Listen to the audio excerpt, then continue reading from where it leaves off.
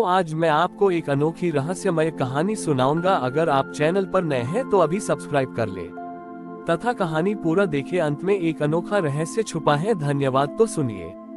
सृष्टि के एक ऐसे आयाम में जहां रंग और सुगंध केवल विचार थे, एक छोटा सा तारा था जिसे विचलित कहा जाता था। यह तारा अपनी गति और चमक को लेकर हमेशा चिंतित रहता था। इसे लगता था कि वह अन्य तारों की तरह व्यवस्थित और शांत नहीं है।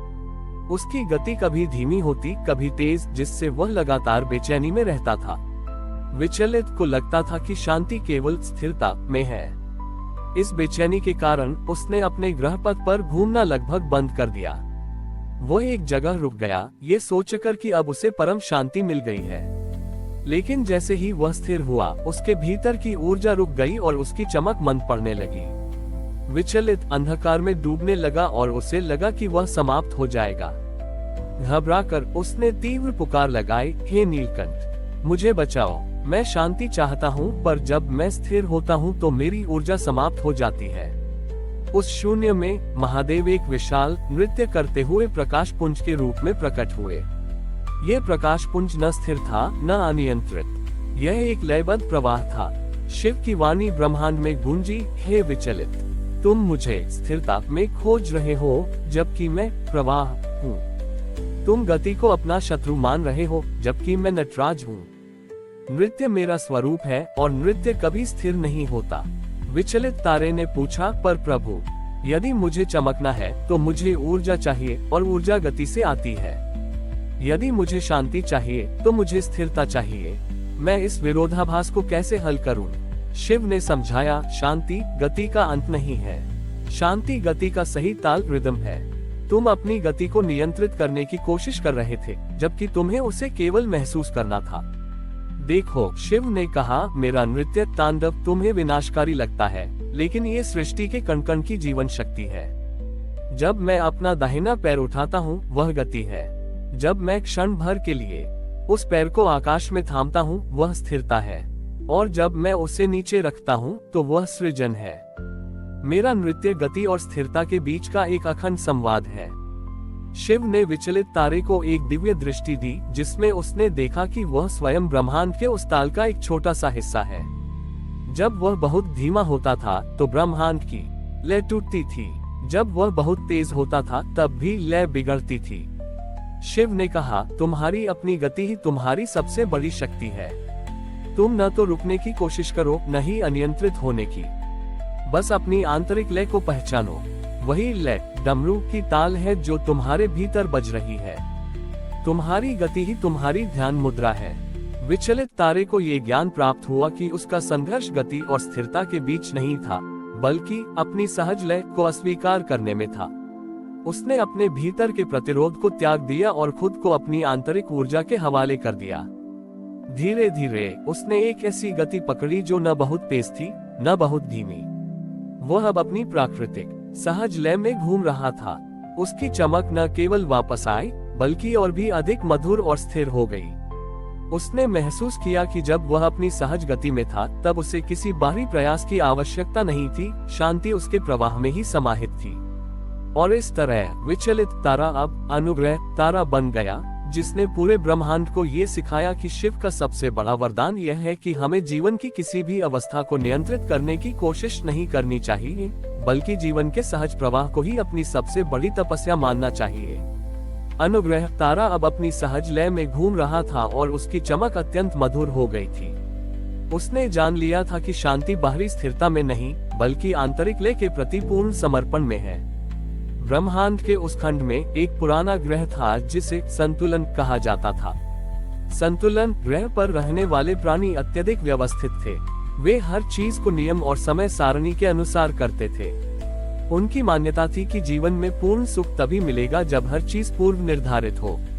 लेकिन इसी अत्यधिक व्यवस्था के कारण उनके जीवन में आनंद और आश्चर्य समाप्त हो गया था। वे मशीनों की तरह काम करते थे और हर दिन पिछले दिन जैसा ही नीरस होता था।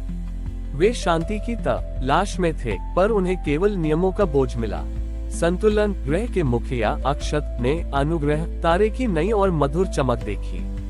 अक्षत ने सोचा कि अनुग्रह ने जरूर कोई नई स्थिरता हासिल कर ली है, जिसे वे अपनी व्यवस्था में जोड़ सकते हैं। अक्षत ने एक दूत को अनुग्रह तारे के पास भेजा।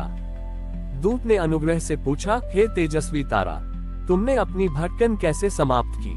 क्या तुमने अपनी गति के लिए कोई नया अचूक गणितीय सूत्र खोज लिया है? हमें वह सूत्र दो ताकि हम अपने जीवन को पूर्ण रूप से शांत और नियंत्रित कर सकें। अनुग्रह तारा मुस्कुराया। उसकी मुस्कान उसकी सहज लयबद्ध गति में थी। अनुग्रह ने कहा, हे दूत, मैंने कोई नया सूत्र नहीं खोजा है। मैंने केवल अपने भीतर के संगीत को सुनना शुरू कर दिया है। मैंने जान लिया है कि मेरा पथ मेरे नियंत्रण में नहीं है, बल्कि मेरे विश्वास में है। मैं हर पल अपनी गति को शिव को समर्पित करता हूँ और वह गति स्वयं ही लयबद्ध हो जाती है। दूत ने अक्षत के पास लौटकर सब कुछ बताया। अक्षत क्रोधित हो गया। उसने कहा, ये कैसी बात है? नियंत्रण त्याग कर कोई कैसे शांति पा सकता है? यह मूर्खता है। हम अपने नियमों को और कड़ा करेंगे ताकि हमें विश्वास जैसी किसी अनिश्चित चीज की जरूरत न पड़े। संतुलन ग्रह ने अपनी व्यवस्था को और भी कठोर कर दिया। उन्होंने अपनी घड़ी की सुइयों को बांध दिया, ये सोचकर कि समय को नियंत्रित करने से उन्हें शांति मिलेगी। लेकिन जैसे ही उन्होंने ऐसा किया, ग्रह पर सब कुछ अस्त व्यस्त हो गया। उनकी फसलें सही समय पर नहीं उगी, उनके दिन और रात की लय बिगड़ गई और वे पहले से कहीं अधिक अशांत हो गए।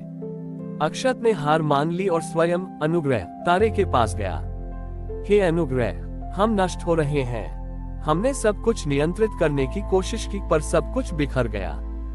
हमें वह रहस्य बताओ, कैसे पाते हो तुम उस लय को? अनुग्रह तारे ने उत्तर दिया, तुमने अपनी घड़ी की सुइयों को बांध दिया, पर तुमने शिव के डमरू की ताल को बांधने की कोशिश की। जीवन गति है और गति को रोकना मृत्यु है। शिव का वरदान स्थिरता नहीं है, बल्कि गति का स्वीकार्य लय है। तुम्हारे ग्रह के कण कण की एक सहज प्राकृतिक गति है। जब तुम उस प्राकृतिक गति को नियमों से जकड़ते हो तो तुम शिव के नृत्य में बाधा डालते हो। आज से तुम अपनी घड़ी की सुइयों को तोड़ दो और अपने जीवन में हर कार्य को प्रयास के साथ करो, पर उसके परिणाम को शिव के प्रवाह में छोड़ दो। अक्षत ने पहली बार अपनी आंखें बंद की और अपने भीतर की धड़कन सुनी। उसे एहसास हुआ कि उसकी धड़कन कभी एक जैसी नहीं होती। वो कभी तेज होती है, कभी धीमी, लेकिन वह हमेशा जीवित रहती है। उसने समझा कि जीवन की सबसे बड़ी लय परिवर्तन है, न कि स्थिरता। अक्षत संतुलन ग्रह पर वापस लौटा और उसने सभी नियम तोड़ दिए। उसने अपने लोगों से कहा कि वे अपने दिल की सहज लय के अनुसार कार्य करें। वे अपने काम के बीच हंसे, गाएं और अप्रत्याशित क्षणों को गले लगाएं। धीरे धीरे संतुलन ग्रह पर नियमों की जगह प्रेम ने ले ली और नियंत्रण की जगह विश्वास ने। उनके जीवन में अब व्यवस्था कम थी, पर आनंद अधिक था। उन्होंने जान लिया कि शिव का आशीर्वाद नियम नहीं है, बल्कि सहजता है, जो हर परिवर्तन में भी शांति बनाए रखती है। हमारी और भी आध्यात्मिक एवं अनोखी कहानियां देखने के लिए हमारे चैनल पर जाएं तथा धार्मिक एवं पौराणिक अनोखी कहानियां हमारे चैनल पर है। कृपया जाके देखें तथा हमारे चैनल को सब्सक्राइब करके रखें और वीडियो लाइक जरूर करें। धन्यवाद।